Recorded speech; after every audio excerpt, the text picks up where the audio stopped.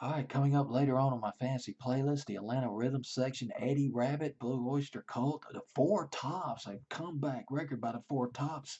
Coming up later on the fancy playlist, Hall and Oates, but right now, Squall Line of Guitar, Billy Squier, Arena Rock, In the Dark, the runner-up to the Stroke from the album Don't Say No.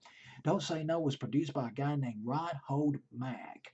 Reinhold Mack had produced The Game by Queen. He also worked with gosh, who else did he work with? ELO. Actually, when Billy Squier started to work on his second album, he asked Brian May of Queen if he could produce this album for him. And Brian May said, "Well, I got scheduling conflicts, but I tell you what, Ron Mack, he really did a bang up job on the game when he produced that album for us. So he might do you some good on this album. Don't say no," and he sure did. Gosh, this the Stroke, In the Dark. In the Dark went to number 35. It was a little too hard to be played on top 40 radio stations.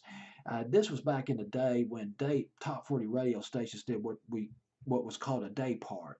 In other words, they played the harder stuff at night after 6 or 7 o'clock at night. And In the Dark by Billy Squier would definitely fit that sequence.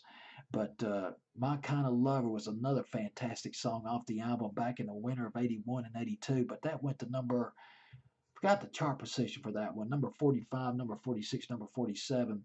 Billy Squier's success was a long time coming for him. He graduated from high school in 1968. 13 years later, in the summer of 81, had his first hit record, The Stroke, and Everybody Wants You, that came out in 1982, and then Rock Me Tonight, that was probably his biggest hit, went to number 15. I believe it was spring and summer of 1984, and that's when Billy Squier tanked.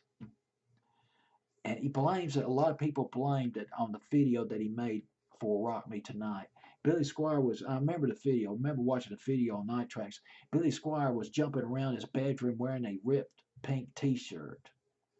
And a lot of people thought, well, wait a minute, this guy, is he straight or is he gay or is he, I mean, what's his sexuality?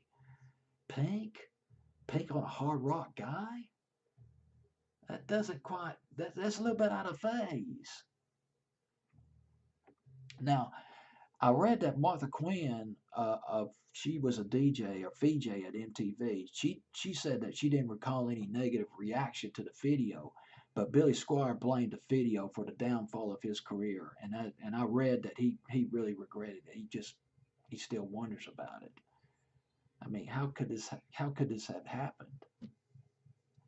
But he did enjoy a roll of hits back in the early 80s. Not necessarily top tens, but still an arena rock staple.